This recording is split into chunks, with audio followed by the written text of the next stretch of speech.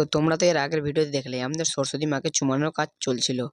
তো চুমান কমপ্লিট করে তারপরে আমরা সরস্বতী মাকে ভ্যানে বুঝিয়ে দিলাম, মানে ভ্যানে চাপিয়ে দিলাম।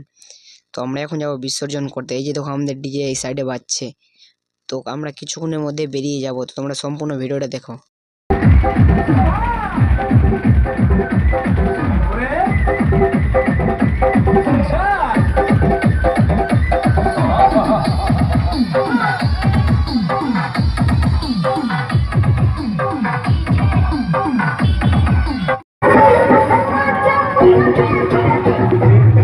তো আমরা এদিক থেকে ঘুরিয়ে এসে মন্দিরের কাছে দাঁড়ালাম, তারপরে আমরা বেরিয়ে গেলাম বিসর্জনের উদ্দেশ্যে।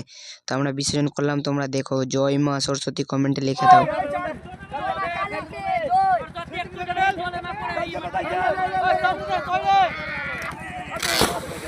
সরস্বতী পূজার ব্লগ এখানে শেষ করলাম। টাটা বাই বাই, দেখা হচ্ছে অন্য ব্লগে।